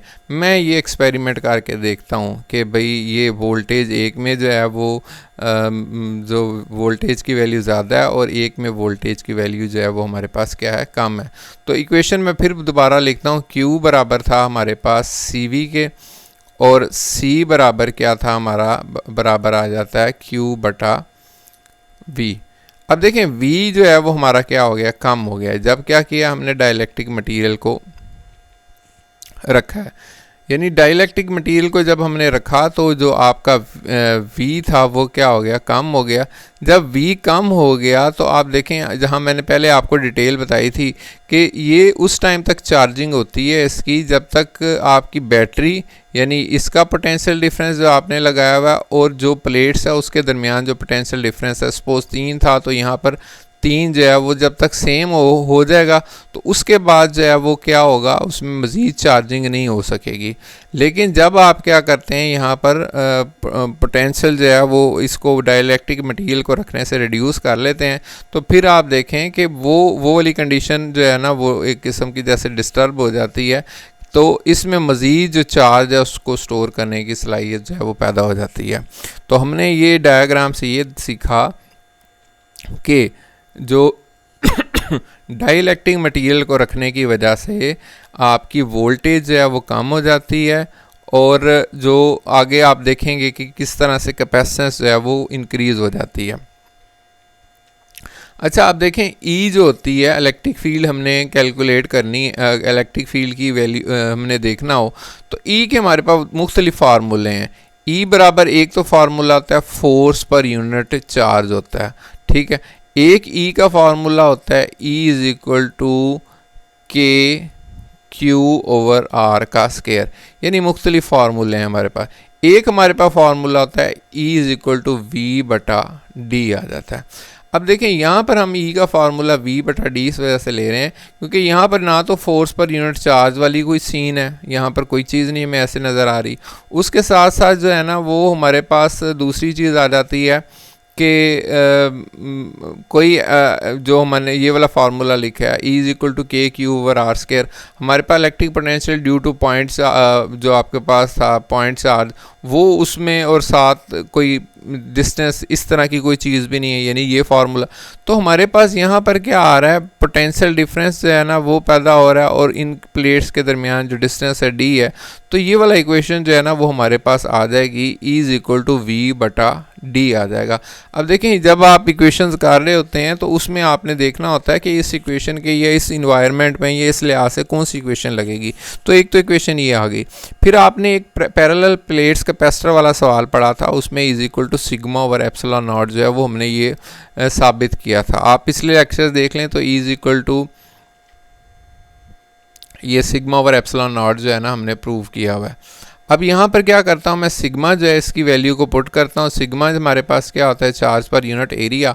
तो ये इक्वेशन जो थी is equal to sigma over epsilon naught, जब इसमें चार्ज की वैल्यू को पुट करूँगा Q A over epsilon naught, ये हमारे पास आ गया। अब एक इक्वेशन हमारे पास क्या है, E is equal to V बटा डी है, ठीक है, ये वाली इक्वेशन है। और दूसरी इक्वेशन हमारे पास ये आ गई। दोनों को हम क्या कर लेते हैं, कंपेयर कर लेते हैं, मुआवजना कर लेते हैं। तो हमारे पास v बटा डी जो लिखा था वो यहाँ पर v बटा डी आ गया, और दूसरा हमने e is equal to Q over A epsilon naught था e, ये दोनों e के बराबर हैं। दोनों जब e के बराबर हैं तो इनकी वैल्यूज़ जो हैं वो भी क्या हो जाएंगी, आपस में एक दूसरे के बराबर हो जाएंगी। तो हमारे पास क्या आ गया, v ओवर डी, यहाँ पर v ओवर डी इस तरह से आ गया। तो सेम इसी तरह से e की value Q over A epsilon not है, ये भी हमने इस तरह से लिख लिया। अब क्या करते हैं, ये हमारा जो ए ओवर एप्सिलॉन नॉट है यहाँ पर तकसीम हो रहा है, वहाँ जाके मल्टीप्लाई हो जाएगा। तो ए ओवर एप्सिलॉन नॉट उधर चला गया और v जो था वो इधर आ गया, यानी आपने जगह जो इनकी तब्दील कर दी, और q और d जो है हमारे पास इसी तरह से रहने दिए। जब q के नीचे v आया तो जैसे हमने पढ़ा था यहाँ q is equal to C V, तो c is equal to Q बटा v, तो q बटा v जो है हमारे पास किसके बराबर आ गया, c के बराबर आ गया। तो इसको हम क्या कह देते हैं, वैक्यूम कह देते हैं कि हमने कोई इसके दरमियान में कोई मटेरियल नहीं रखा हुआ, यानी आपकी जो बर्गर है उसके दरमियान में कोई मटेरियल नहीं है, सिर्फ दो ब्रेड्स ही हैं। तो ये हमारे पास कंडीशन आ गई कैपेसिटेंस की। अब देखें कैपेसिटेंस का फार्मूला आया, और कैपेसिटर की मुख्तलिफ़ किस्म की शेप्स हो सकती हैं, जैसे वेरिएबल कैपेसिटर होते हैं, ये आपने 9th-10th में पढ़े, 10th की बुक के अंदर पढ़े होंगे। लेकिन यहाँ पर हमारे सिलेबस में जो है ना पैरेलल प्लेट्स कैपेसिटर है, तो हमने फिर उसकी ही आगे जो है कैपेसिटेंस जो है उसको कैलकुलेट करेंगे। तो यहाँ पर दो प्लेट्स जो हैं वो आपके पास क्या है, पैरेलल हैं। एक प्लेट ये है और दूसरी प्लेट इस तरह से इसके पैरेलल है, ठीक है। तो इस वजह से हम इसको पैरेलल प्लेट्स कैपेसिटर जो है वो कहते हैं। अब देखें आगे हमारे पास वही फार्मूला मैंने जो था दोबारा लिख दिया, C वैक्यूम V ए C किसको ज़ाहिर कर रहा है, वैक्यूम को, A epsilon naught over D, ये हमारे पास फार्मूला आ गया था। अब क्या करते हैं हमने, जैसे यहाँ पर भी मैंने आपको थोड़ा सा एक्सप्लेन किया था कि जब आप डाइलेक्ट्रिक मटेरियल को रखते हैं, डाइलेक्ट्रिक मटेरियल को रखने की वजह से उसकी वोल्टेज जो है वो क्या हो जाती है, वहाँ पर कम हो जाती है। वोल्टेज के कम होने की वजह से मैंने आपको बताया था कि जैसे ये तो जैसे यहाँ पर आपने बैटरी लगाई हुई है, बराबर आपके पास पोटेंशियल हो जाता है तो ये अपनी चार्जिंग करना ख़त्म कर देता है, यानी 3 यहाँ पर भी है और 3 यहाँ पर भी है। लेकिन जब आप डाइलेक्ट्रिक मटेरियल को रखते हैं तो यहाँ पर पोटेंशियल जो है वो क्या हो जाता है, रिड्यूस हो जाता है, कम हो जाता है। तो ये क्या करता है, मज़ीद चार्ज यहाँ पर स्टोर करने लग जाता है। तो ये अगर आप मीडियम रखते हैं तो वैक्यूम के साथ कोई चीज़ मल्टीप्लाई होगी उस C की वैल्यू में, तो आपके पास C मीडियम आ जाएगा। तो C medium is equal to 1/a, ये आपके पास उसी तरह A एप्सिलॉन नॉट D, और ये क्या हो गया आपके पास एप्सिलॉन नॉट इसके साथ मल्टीप्लाई हो गया। देखिए ना, वैल्यू ने इंक्रीज़ करना है, हमने कैपेसिटेंस बढ़नी है, यानी अगर 5 थी कैपेसिटेंस और बाद में 15 हो गई तो आपके पास कोई चीज़ तो ज़रब होगी तो वो बढ़ेगी ना। तो यहाँ पर भी हमने ये किया कि C वैक्यूम जो था उसमें A epsilon naught over D था। जब हमारी कैपेसिटेंस बढ़ गई है तो हम उसके साथ कोई चीज़ मल्टीप्लाई करेंगे, वो हमारे पास क्या आ जाएगा, एप्सिलॉन R आएगा। तो हमारे पास C medium is equal to A epsilon naught epsilon R over D आ गया। अब देखें ये इक्वेशन हमें कहीं देखी सी नहीं लग रही, ये वही वाली इक्वेशन है जो कि हमने यहाँ पर लिखी थी, C vacuum is equal to A epsilon naught over D। तो हम क्या करते हैं, यहाँ पर C वैक्यूम की वैल्यू पुट कर देते हैं, एप्सिलॉन R आ गया। तो यहाँ पे ये C वैक्यूम जो है मल्टीप्लाई हो रहा है, यहाँ पर क्या हो जाएगा, डिवाइड हो जाएगा। तो हमारे पास इक्वेशन ये बन जाएगी, यानी इसके नीचे ये चीज़ आके क्या हो जाएगी, डिवाइड हो जाएगी। तो एप्सिलॉन R, जैसे हमने अब फेराड का मतलब मैंने आपको बताया था, डेफिनेशन हमने की थी, तो डेफिनेशन को रटा नहीं लगाना होता, आपने जस्ट वो मैथमेटिकल स्टेप्स को अपने जहन में रखना होता है, और वही जो मैथमेटिकल स्टेप्स हैं आपको वो डेफिनेशन बता रहे होंगे। तो एप्सिलॉन R जो है वो क्या है, रेशो है 2 कैपेसिटेंस मीडियम की और कैपेसिटेंस जो है वैक्यूम है, इसके दरमियान जो रेशो होगी उसको आप क्या कह देंगे, एप्सिलॉन R कह देंगे। तो डेफिनेशन जो है वो भी उसने इस तरह से ही मैंने लिखी हुई है, द डाइलेक्ट्रिक कांस्टेंट और डाइलेक्ट्रिक कोफिशिएंट और dielectric constant is defined as the, ये रेशो होना था, ये n जो है ना एक्स्ट्रा लिखा गया, the ratio of the capacitance of parallel plates होना था ऐसा, plates capacitor with an insulating substance, यानी आपके पास आपने कोई इंसुलेटर रखा हुआ है, उसकी as a medium between the plates to the capacitance with air और वैक्यूम, यानी वो एयर या वैक्यूम आप दोनों एक इस वजह से ले लेते हैं क्योंकि जो इसकी वैल्यू वैक्यूम वाले केस में जो है एप्सिलॉन R की वैल्यू जो आपके 1 लेते हैं, और जो एयर है उसमें 1.0006 होती है, तो वो बहुत ज़्यादा डिफरेंस नहीं होता है। इस वजह से हमने क्या किया, ये इनके दरमियान जो रेशो है वो आपके पास क्या आ जाएगा, ये कैपेसिटेंस आ जाएगी। अब ये जो आपकी शॉर्ट क्वेश्चन में वो पूछा हुआ है मुख्तलिफ पेपर्स में, एप्सिलॉन R जो है वो क्या है आपके पास। अच्छा, इसके बाद आ जाता है इलेक्ट्रिक पोलराइजेशन। इलेक्ट्रिक पोलराइजेशन से हमने ये जैसे इस टॉपिक का स्टार्ट किया था, तो वहाँ पर मैंने आपको बताया था कि कुछ चीज़ें आ गए हैं कि जो आपको क्लियर कर देंगे कि डाइलेक्ट्रिक मटेरियल के हवाले से भी बात हुई थी, तो ये यहाँ पर जो है ना वो डाइलेक्ट्रिक मटेरियल जो है आपका क्लियर हो जाएगा। अब डाइलेक्ट्रिक मटेरियल हमारे पास मुख्तलिफ़ किस्म के मटेरियल्स होते हैं, जैसे कुछ कंडक्टर, कुछ हमारे पास कंडक्टर हैं। कंडक्टर क्या होते हैं, जिसमें से करंट जो है वो आपका क्या हो जाता है, फ़्लो कर जाता है। उसके अलावा आपके पास इंसुलेटर्स होते हैं जिसमें करंट आपका फ़्लो नहीं करता, और सेमीकंडक्टर्स ऐसे होते हैं जिसमें करंट फ़्लो भी कर जाता है और नहीं भी करता। इसकी मज़ीद डिटेल आप जो है ना 18 चैप्टर में देखेंगे। लेकिन आपके पास जो डाइलेक्ट्रिक मटेरियल है ये क्या है, आपके पास एक तो है इंसुलेटिंग मटेरियल है, यानी इसमें से करंट फ़्लो नहीं कर सकता। लेकिन इसके साथ साथ जो है ये क्या कर देता है, ये इसमें पोलराइज़ कर देता है मटेरियल को, जो ये मतलब खुद पोलराइज हो जाता है। यानी जब आप इसको इलेक्ट्रिक फील्ड में रखते हैं तो इसके पोल्स बन जाते हैं। मैं कहता हूँ कि ये आपके पास एक पॉजिटिव चार्ज है और ये आपके पास क्या है, ये आपके पास एक नेगेटिव चार्ज है। यानी ये सेंटर पे आपका न्यूक्लियस है, उस पर पॉजिटिव है, और ये आपके पास इलेक्ट्रॉन्स है जिस पे नेगेटिव है। अब ये जैसे आप समझें कि बालों के ऊपर जो आपने रबड़ सी लगाई होती है, जैसे पोनी वगैरह करते हैं, तो वो अगर रिंग देखा जाए तो वो इस तरह से आपके पास गोल सर्कल फॉर्म में होता है। लेकिन अगर आप उसको फोर्स लगाते हैं तो वो इस तरह से जैसे ना ऐसे पोल बना लेते हैं, यानी इस शेप में चले जाते हैं। तो यहाँ पर आपके पास एक पॉजिटिव और एक नेगेटिव है। जैसे ये आपके पास दो ये प्लेट्स हैं, एक पॉजिटिव प्लेट है और नेगेटिव प्लेट है। इसके दरमियान में आपने क्या किया, कोई डाइलेक्ट्रिक मटेरियल को प्लेस किया। तो पहले तो इस तरह से था कि पॉजिटिव नेगेटिव जो है ना एक अपनी एक ख़ास उनकी अरेंजमेंट थी, ये जिस तरह से वो मतलब पड़े हुए थे। लेकिन जैसे आपने इसको इस कंडीशन में थे, लेकिन जब आपने इसको इलेक्ट्रिक फील्ड को अप्लाई किया तो इलेक्ट्रिक फील्ड के पॉजिटिव ने क्या किया, उस मटेरियल के नेगेटिव को अपनी तरफ अट्रैक्ट किया। इसी तरह से नेगेटिव प्लेट ने क्या किया, पॉजिटिव को उसके अट्रैक्ट किया। तो ये आपके पास जो है ना पॉजिटिव के करीब एक इस तरह से नेगेटिव की लेयर बन जाएगी और नेगेटिव के करीब एक क्या हो जाती है, पॉजिटिव की लेयर बन जाती है। तो इसको आप क्या कह देते हैं, पोलराइजेशन कह देते हैं। और जो ये दरमियान में आपके पास इस तरह से एक चीज़ पोल मतलब पॉजिटिव और नेगेटिव इस तरह से सेपरेट हो गए हैं, इसको आप डाईपोल कह देते हैं। तो डाईपोल जो है ना उसकी डेफिनेशन हम देखते हैं। इससे पहले ये लाइन पढ़ लेते हैं।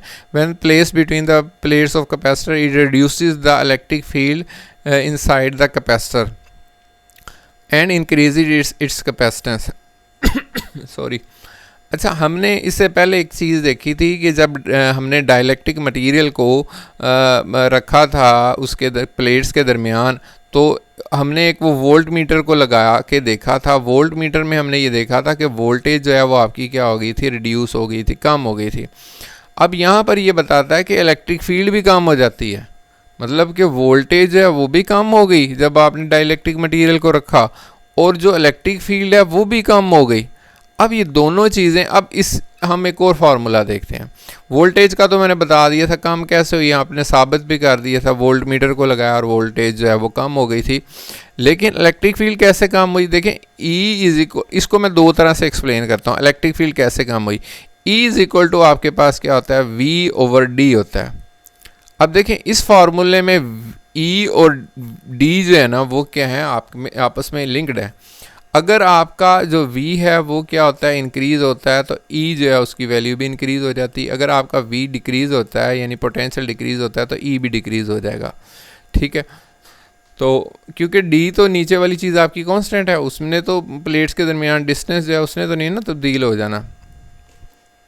तो दूसरी चीज़ हमने ये भी सीखी कि जब आप डाइलेक्ट्रिक मटेरियल को रखते हैं तो वोल्टेज जो है वो भी कम हो जाती है उनके दरमियान, और पोटेंशियल जो है वो कम हो जाता है, और दूसरा इलेक्ट्रिक फील्ड जो है वो भी कम हो जाती है। अब ये हमने वोल्टेज की कमी वाला जो था एक्सपेरिमेंटली प्रूव किया, यानी वोल्ट मीटर रखा, वोल्टेज कम होगी, और दूसरा जो इलेक्ट्रिक फील्ड कम होती है उसको हमने मैथमेटिकली देखा कि E इज इक्वल टू हमने क्या किया था, V/D था। तो अगर हमारा V कम हो रहा है तो E भी कम हो रहा है। अब हम इसको ये जो इसके ज़रिए से मज़ीद जो है ना डायग्राम के ज़रिए से भी हम ये देखेंगे कि किस तरह से E जो है वो आपका क्या हो जाता है, कम हो जाता है। ये नेक्स्ट स्लाइड में आपको एक्सप्लेन कर दूंगा मज़ीद, यहाँ से भी आपको एक्सप्लेन कर दिए फार्मूले से। अब डाईपोल क्या होता है, ये हमारे पास two equal and opposite charges होते हैं, उसको आपने क्या किया होता है, सब अलहदा किया होता है एक स्मॉल डिस्टेंस पे, तो उसके आपका डाईपोल आ जाएगा। अब यहाँ पे जो शॉर्ट क्वेश्चन है बोर्ड के, उसमें एक शॉर्ट क्वेश्चन ये भी आया हुआ है कि अगर आप पोटेंशियल देखते हैं इलेक्ट्रिक जो डाईपोल का सेंटर पे, तो पोटेंशियल जो है वो क्या होगा, तो इसके सेंटर पे जो पोटेंशियल है वो क्या हो जाएगा, ज़ीरो होगा। ज़ीरो किस तरह से होगा, देखें ये वाला V इज इक्वल टू होता है K/R। अगर ये आप पॉजिटिव नेगेटिव चार्ज के लिए लेते हैं तो यहाँ पर आपके पास नेगेटिव आ जाएगा, अगर पॉजिटिव के लेते हैं तो यहाँ पर आपके पास क्या आ जाएगा, पॉजिटिव आ जाएगा। तो अगर इसका पोटेंशियल जो है माइनस आपके पास 3 है और इसका पोटेंशियल जो है +3 है, तो लाजमी बात है कि इसका जवाब क्या हो जाना है, ज़ीरो हो जाना है। तो जो पोटेंशियल है वो इसके मिड पॉइंट पे इसकी वैल्यू क्या होती है, ज़ीरो होती है। अच्छा, पोलराइजेशन जो है वो, अब पोलराइजेशन हम देख लेते हैं, और पोलराइज्ड मटेरियल क्या होता है और डाईपोल क्या होते हैं। तो ये पोलराइजेशन क्या है हमारे पास, ये आपके पास पोलराइजेशन है is a process by which a positive and negative charge with in a dielectric material shift slightly on opposite direction. जैसे ये था पॉजिटिव था, ये नेगेटिव था, आपने डाइलेक्ट्रिक मटेरियल को किसी इलेक्ट्रिक फील्ड में ये प्लेट्स में रखा, तो पॉजिटिव के करीब नेगेटिव आ गया और नेगेटिव के करीब पॉजिटिव आ गया, तो ये थोड़े से शिफ्ट हो गए। इसको आपने प्रोसेस को क्या कह दिया, इसको आपने पोलराइजेशन कह दिया। अब हम एक और डेफिनेशन करते हैं, ये शॉर्ट क्वेश्चन में आने वाले हैं सारी चीज़ें, एंड पे आप देखेंगे अक्सर पेपर्स में आया भी हुए हैं ये शॉर्ट क्वेश्चन।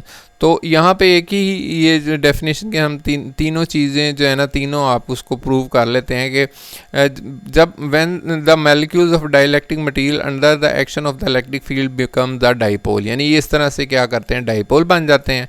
और इलेक्ट्रिक मटेरियल को क्या कह देते हैं आपको, पोलराइज्ड हो जाता है, यानी मटेरियल पोलराइज्ड हो जाता है। और क्या होते हैं आपके पास इस तरह से पॉजिटिव के करीब नेगेटिव और नेगेटिव के करीब पॉजिटिव बन जाते हैं, और इस फिनोमेना को जो है आप पोलराइजेशन कह देते हैं। ठीक है, उम्मीद है कि आपको ये क्लियर हो जाएगा कि हो गया होगा कि पोलराइजेशन में ये क्या होता है, यानी पॉजिटिव और नेगेटिव जो है ना, पॉजिटिव नेगेटिव के करीब चला जाता है और नेगेटिव पॉजिटिव के करीब बन जाता है। पहले इस तरह से ये जो है थी शेप, बाद में जो है शेप वो इस तरह से हो गई है। अच्छा, इम्पोर्टेंट चीज़ें जो जिन पे मैं बार बार ज़ोर दे रहा हूँ या बार बार बता रहा हूँ, बार बार बताने का ये मकसद होता है कि वो चीज़ आपके दिमाग के अंदर बैठ जाए कि किस तरह से जो है ना वो पोटेंशियल आपका कम हो रहा है, या किस तरह से आपकी जो इलेक्ट्रिक फील्ड है वो कम हो रही है। यहाँ पर फिर दोबारा जो है ना मैं इसको एक्सप्लेन करता हूँ। देखिए, हमने एक तो चीज़ ये पढ़ी थी, जब वोल्ट मीटर हमने लगाया है जो वोल्टेज को मेजर करता है, जब आपने कोई इसके दरमियान मटीरियल नहीं रखा तो वोल्टेज हाई है, लेकिन जब आपने मटीरियल रख दिया तो वोल्टेज जो है वो क्या हो गई, कम हो गई है। एक तो हमने ये पढ़ा था कि वोल्टेज कम हो जाती है जब आप इसके दरमियान किसी मटेरियल को रखते हैं, और दूसरा हमने ये कहा था कि इलेक्ट्रिक फील्ड भी कम हो जाती है, वोल्टेज भी कम हो जाती है, इलेक्ट्रिक फील्ड भी कम हो जाती है। अब वोल्टेज अगर कम हो इस फार्मूले के तहत तो ई भी कम हो जाएगा, डी तो कांस्टेंट है, डी ने तो चेंज नहीं होना। अच्छा, दूसरा जो है वो एक तो फार्मूला ये बता रहा है कि बी के रिड्यूस होने से ई जो है वो भी आप इसका कम हो रहा है, लेकिन इसके अलावा एक और चीज़ भी आप देख सकते हैं कि देखें इलेक्ट्रिक फील्ड है ये पॉजिटिव से नेगेटिव की तरफ है। मैं कहता हूँ कि ये आपके पास वैल्यू जो है ना वो 10 है, लेकिन एक इलेक्ट्रिक फील्ड होगी ये पॉजिटिव, ये वाला पॉजिटिव है, इसकी फील्ड इस तरफ होगी, तो इस फील्ड को वो क्या कर रही होगी, वो जो इसकी फील्ड है वो रिड्यूस कर रही होगी। तो डाइलेक्ट्रिक मटेरियल के रखने से हमने एक और जैसे होता है एक बात साबित की कि एक एक्सटर्नल इलेक्ट्रिक फील्ड होती है, एक आपकी इंड्यूस इलेक्ट्रिक फील्ड होती है। इंड्यूस से मुराद ये होता है कि वो इलेक्ट्रिक फील्ड है, ये वो वाली इलेक्ट्रिक फील्ड है, इंड्यूस से मुराद जो कि इस फील्ड ने पैदा की है। मतलब इसमें मैं इसको मज़ीद आपको क्लियर करता हूँ कि ये पॉजिटिव है, ये आपकी है एक्सटर्नल, ये एक फील्ड थी, इस फील्ड की वजह से यानी आपने दरमियान में डाइलेक्ट्रिक मटेरियल को रखा तो उसके पोल्स बन गए, और उस फील्ड की वजह से इसके अंदर जो इलेक्ट्रिक फील्ड जो है इंड्यूस हुई है, तो उसको आप क्या कह देते हैं, ई इंड्यूस कह देते हैं। और वो इंड्यूस होती है इसके मतलब अगेंस्ट होती है, ये इसके ऑपोजिट डायरेक्शन में होती है इलेक्ट्रिक फील्ड। अगर ये पॉजिटिव से नेगेटिव है तो ये क्या होगी, ये इधर से पॉजिटिव के नेगेटिव होगी, तो ये इसकी जो ई की वैल्यू को रिड्यूस करेगी। तो हमने एक और तरीके से भी साबित कर दिया, एक तो ये था ना कि हमने वी जो है आपका कम होता है तो ई कम हो जाता है, ये तो साबित कर दिया था हमने, ये क्वेश्चन भी बता रही थी।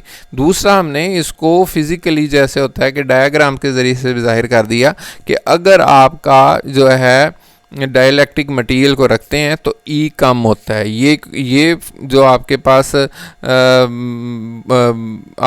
वोल्ट मीटर ये बताता है वी कम होता है, ये बताता है कि ई कम होता है।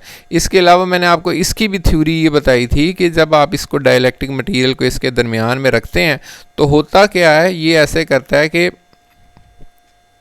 ये आपका मतलब वो कैपेसिटेंस के हवाले से था कि ये वोल्टेज को कम कर देता है, वोल्टेज को कम करने की वजह से इसमें चार्ज को स्टोर करने की जो है ना मज़ीद सलाहियत पैदा हो जाती है।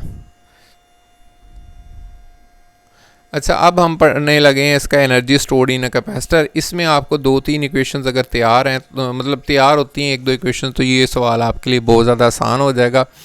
इसमें हमारे पास क्या है, एक तो C = A ε0/D, ये हमने पहले ही साबित किया। ये प्रीवियस जो पेपर्स हैं उसमें तकरीबन 4 दफ़ा आपका आया हुआ है, जो पैरेलल प्लेट्स कैपेसिटर है वो 10 दफ़ा आया हुआ है, और ये वाला सवाल जो है वो 4 दफ़ा आया हुआ है।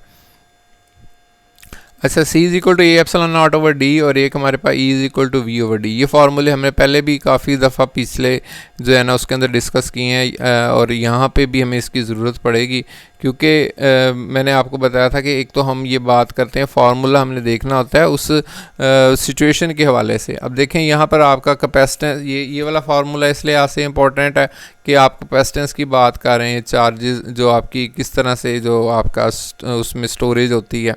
तो एक फार्मूला आपका ये इस तरह से is equal to V over D के आपका जो एक तो डिस्टेंस यहाँ पर आ जाता है और इनके दरमियान जो इलेक्ट्रिक पोटेंशियल आ जाता है वी, तो इस तरह से ई इज़ इक्वल टू ये डी यहाँ तकसीम हो रहा है, मल्टीप्लाई हो जाएगा, तो वी ये हमने बल्कि यहाँ पर गलत लिख दिया। यहाँ पर आपने लिखना था v is equal to E D, V is equal to E D, यहाँ पर ये होना चाहिए था, ये टाइपिंग मिस्टेक होगी, v is equal to E D. यानी एक फार्मूला ये याद रखना है v is equal to E D और एक a is equal to c is equal to A epsilon naught over D. अच्छा, वोल्टेज क्या होती है? वर्क पर यूनिट चार्ज होता है। अगर आपने W की वैल्यू निकालनी है तो Q यहाँ पर डिवाइड हो रहा है, उधर जाके क्या हो जाएगा? मल्टीप्लाई हो जाएगा। तो W इज़ इक्वल टू आपके पास क्या आ गया? QV आ गया। ठीक है, ये क्वेश्चन अगर आगे आपको आ गई है समझ तो आगे बहुत ज़्यादा आसान है। अब देखें हमारे पास ये होता है कि जब आप इसको कैपेसिटर को इस बैटरी के साथ कनेक्ट करते हैं तो क्या फौरी जैसे कनेक्ट किया उसी टाइम इस पर चार्ज आ जाता है? नहीं, शुरू में इस पे जो मतलब जैसे मैंने बताया था एक चार्ज दूसरा चार्ज ऐसे स्टेप बाय स्टेप चार्ज आता है। तो शुरू में इन दो प्लेट्स के दरमियान जो पोटेंशियल होता है वो ज़ीरो होता है। फिर एक टाइम में ये आता है कि इस पर पोटेंशियल जो है मैक्सिमम हो जाता है। तो हम क्या करेंगे यहाँ पर आपका जो है ना एवरेज पोटेंशियल जो है वो देखेंगे।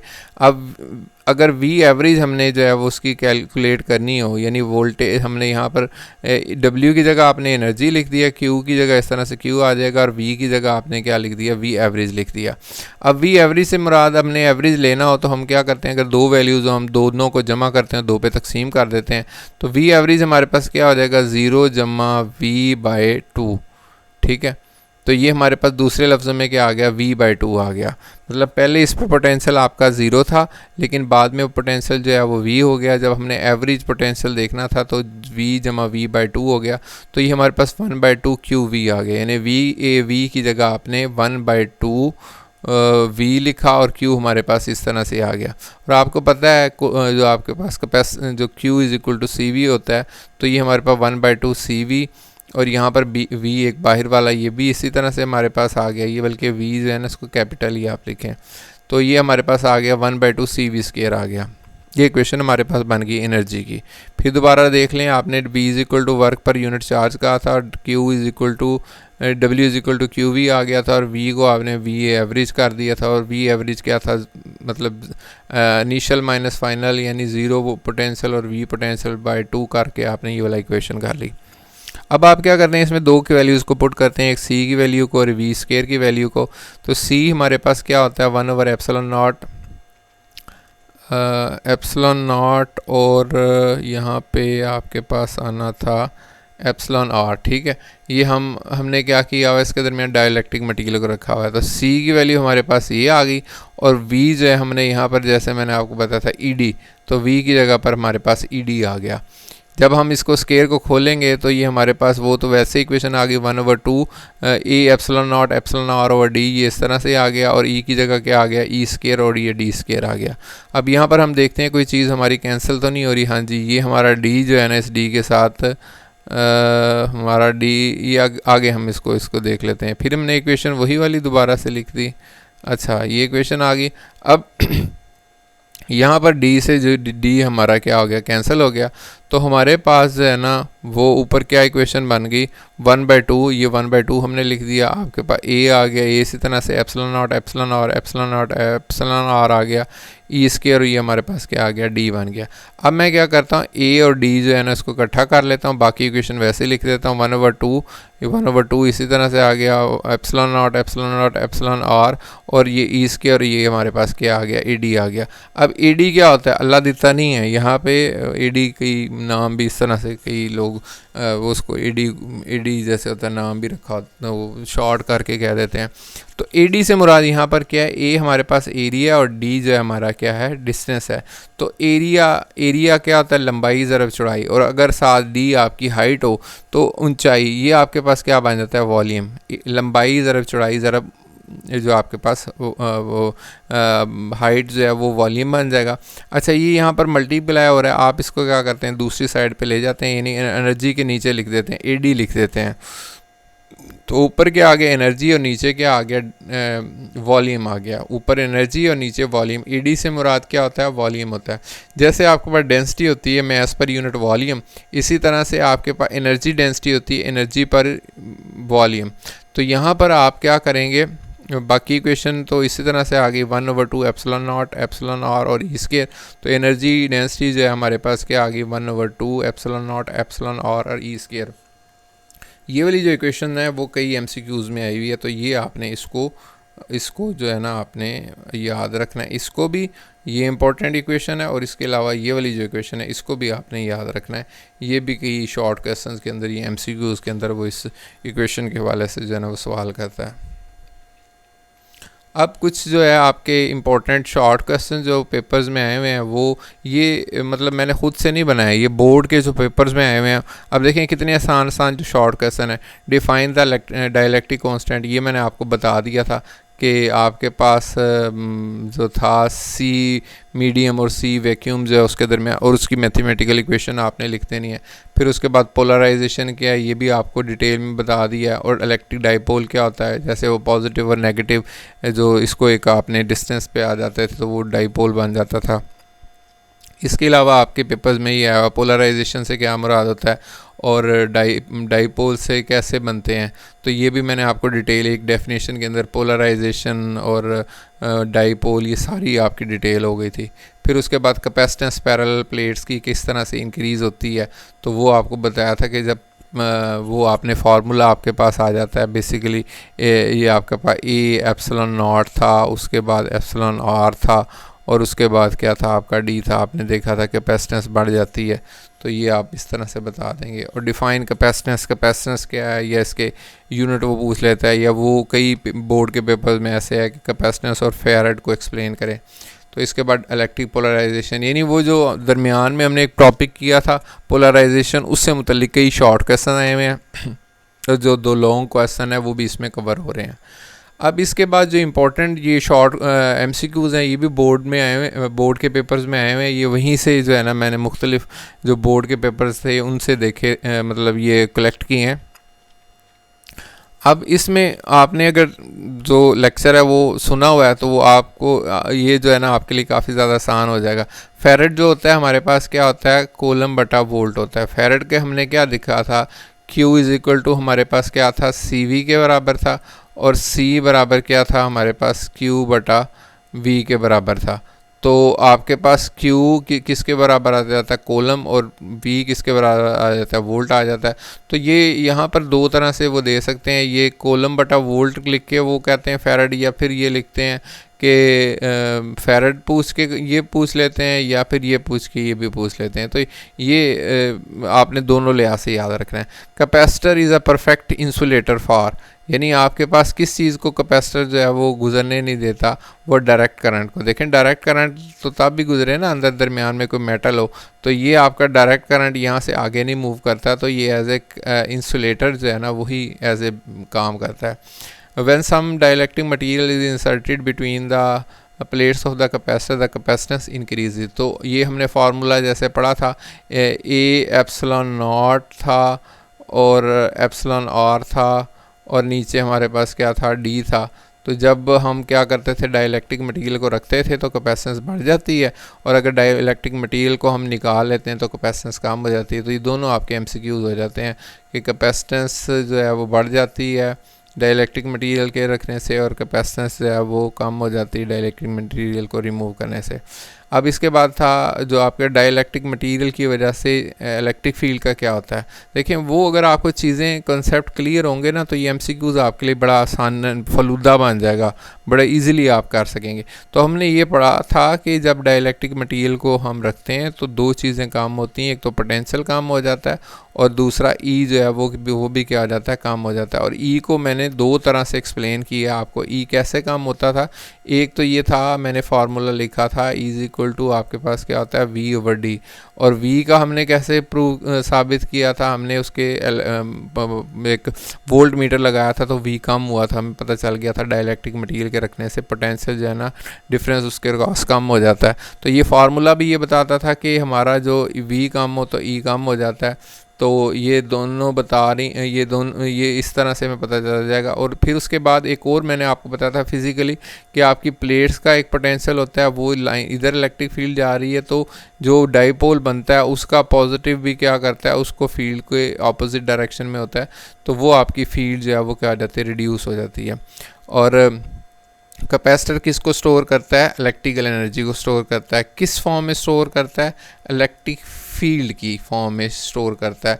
ये भी आपसे इस तरह से क्या किया जा सकता है, ये भी आपके जहन में होना चाहिए। इलेक्ट्रिक फील्ड यहाँ पर मैं लिख देता हूँ। इसके बाद अगला जो है वो क्या आपके पास आ जाता है, electric potential at the mid point. Dipole के जो मिड पॉइंट पे आपका इलेक्ट्रिक पोटेंशियल है वो क्या होता है, ज़ीरो होता है, क्योंकि ये पॉजिटिव है चार्ज आपका, ये आपका क्या है, नेगेटिव है। तो ये पॉजिटिव और नेगेटिव और डिस्टेंस दोनों का सेम है, यानी v इज़ इक्वल टू आपके पास क्या होता है, k q बटा r। तो अगर आप यहाँ पर क्या करते हैं, एक हमारे पास इक्वेशन प्लस v आ जाता है और एक में माइनस v आ जाता है, दोनों बराबर होते हैं, तो जो आपके आ जाता है ज़ीरो हो जाता है, पोटेंशियल आपका ज़ीरो हो जाएगा। अच्छा, इसी तरह से अगला आपके पास है due to polarisation the electric field जो है वो हमने पहले ही जैसे होता है कि वो देख लिया।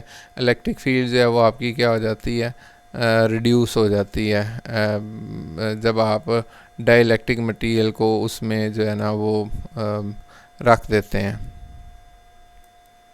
अच्छा, उसके बाद पोटेंशियल डिफरेंस अक्रॉस जो है, अगर आप क्या करते हैं, पोटेंशियल डिफरेंस को v को आप क्या कर देते हैं, 2v कर देते हैं, तो आपका जो एनर्जी स्टोर्ड है उसमें, जैसे मैंने इक्वेशन करवाई थी तो मैंने बताया था आपको, इसको आपने याद रखना है। तो ये क्या होता है, 1/2 CV²। ठीक है, जब आप पोटेंशियल को डबल करेंगे तो v को जब आप डबल करेंगे 2v का स्क्वायर करेंगे तो ये आपके पास 2 का स्क्वायर क्या हो जाएगा, 4 हो जाएगा। मतलब आपके पास जो स्टोरेज एनर्जी की वैल्यू जो है वो 4 टाइम्स हो जाएगी। एनर्जी स्टोर्ड कैपेसिटर की डाइलेक्ट्रिक मटेरियल में 1/2 एप्सिलॉन नॉट एप्सिलॉन आर और इसके लिए आपने फार्मूला जो है ना वो पहले प्रूव किया। कैपेसिटेंस ऑफ कैपेसिटर जो वैक्यूम के अंदर ये फार्मूला होता है, ये भी आपने प्रूव किया हुआ है। अगर वो कहता है कि आप क्या करते हैं, एक पॉजिटिव प्रोटॉन जो है उसको आप क्या करते हैं, सस्पेंड कर देते हैं, उसका मैस ये है, तो उसकी स्ट्रेंथ ऑफ इलेक्ट्रिक फील्ड मालूम करनी है, तो किस तरह मालूम करेंगे। देखें, वो आपका वेट जो है वो क्या कर रहा है, नीचे की जानिब अमल कर रहा है। जो आपका प्रोटॉन है उसको वेट को यानी mg कर देंगे, और ऊपर जो फोर्स लग रही है वो आपके पास क्या आ जाएगा, F is equal to QE। ये ऊपर की मतलब ऊपर की जानिब लग रही है, और वेट जो है वो F is equal to mg जो है वो क्या कर रहा है, नीचे की जानिब लग रहा है। तो अगर आपने E की वैल्यू को निकालना हो तो आप क्या करेंगे, mg इज़ इक्वल टू किसको कर लेंगे, QE। तो यहाँ से आपने क्या करना है, E की वैल्यू को अगर कैलकुलेट करना है तो Q जो यहाँ मल्टीप्लाई हो रहा है इधर जाके डिवाइड हो जाएगा, mg बटा Q हो जाएगा। इसके बाद कैपेसिटेंस उसने दी हुई है 50 माइक्रोफेरेड, और क्या पोटेंशियल डिफरेंस दिया है 8 वोल्ट। तो आपने क्या करनी है, उसकी कैपेसिटर की पोटेंशियल डिफरेंस अक्रॉस चार्ज आपने मालूम करना है। तो Q इज़ इक्वल टू हमारे पास क्या आ जाएगा, CV आ जाएगा। वैल्यूज़ को पुट कर देना। C क्या हमारे पास 50 माइक्रोफेरेड, यानी माइक्रो क्या होता है 10⁻⁻⁶, और C हमारे पास क्या है 8 है। आपने मल्टीप्लाई किया तो 50 और 8 क्या हमारे पास आ जाएगा, 400 हो जाएगा। 5 8 40 400 हो जाएगा, और 10⁻⁻⁶ इसी तरह से हो गया। अगर आप 2 इसके सिफर ख़त्म करते हैं तो यहाँ 6 की जगह क्या लिख देंगे, 4 लिख देंगे। तो ये सारे इससे मुतल्लिक शॉर्ट क्वेश्चंस और जो MCQs थे वो सारे हो गए हैं। और पेपर में किस तरह से सवाल आता है, ये जैसे मैंने आपको बताया था कि बोर्ड के पेपर में 4 दफ़ा कैपेसिटी, ये वाला इस तरह से सवाल आया है कि एनर्जी डेंसिटी आपने मालूम करनी है, एनर्जी डेंसिटी आपने मालूम करनी है और कैपेसिटर के हवाले से बताना है। तो ये फैसलाबाद बोर्ड में, गुजरांवाला बोर्ड में, रावलपिंडी बोर्ड में और मुल्तान बोर्ड में। और इसके अलावा जो आपका ये है जो पैरेलल प्लेट्स कैपेसिटर है, ये रिलेशन आपने निकालना है, पैरेलल प्लेट्स कैपेसिटर, फिर कैपेसिटर और कैपेसिटेंस का बताना है, और फिर पैरेलल प्लेट्स कैपेसिटर है, फिर आपने कैपेसिटर का बताना है, कैपेसिटेंस का बताना है, फिर पैरेलल प्लेट्स कैपेसिटर है, और फिर आपने कैपेसिटर और कैपेसिटेंस का बताना है, फिर आपने पैरेलल प्लेट्स कैपेसिटर है। तो ये देखें जी, साहिवाल बोर्ड है आपका, आज़ाद जम्मू कश्मीर है, इसी तरह फैसलाबाद बोर्ड है, डीजी खान है, रावलपिंडी है। तो ये इस तरह से, तो ये उम्मीद है कि आपको टॉपिक जो है ना समझ आ गया होगा। अगर किसी को किसी भी इस हवाले से कोई कन्फ्यूजन है तो वो कमेंट्स बॉक्स में मेरे से पूछ सकता है। मेरी जो है ना वो वीडियो लंबा करना मेरा मकसद नहीं था, लेकिन कुछ पॉइंट्स ऐसे थे जिनको आपके लिए मतलब समझना और उसको माइंड में रखना बहुत ज़्यादा ज़रूरी था। तो जिन स्टूडेंट्स ने ये वीडियो को एंड तक देखा है तो मेरी तरफ से उनके लिए ये बर्गर है। तो बाकी आप सबसे रिक्वेस्ट है कि आप इस चैनल को लाइक कर दें, सब्सक्राइब करें और अपने फ्रेंड्स को जो है ना वो शेयर करें। तो इंशाल्लाह मज़ीद जो है नेक्स्ट में जो है ना वो हाज़िर होऊंगा। नेक्स्ट कोई इम्पोर्टेंट जो क्वेश्चन है इससे रिलेटेड वो आपसे शेयर करूँगा। मज़ीद अगर आपको इस सवाल से मतलब कोई भी बात नहीं क्लियर हुई तो आपने लाजमी जो है ना कमेंट सेक्शन के अंदर बताना है। शुक्रिया।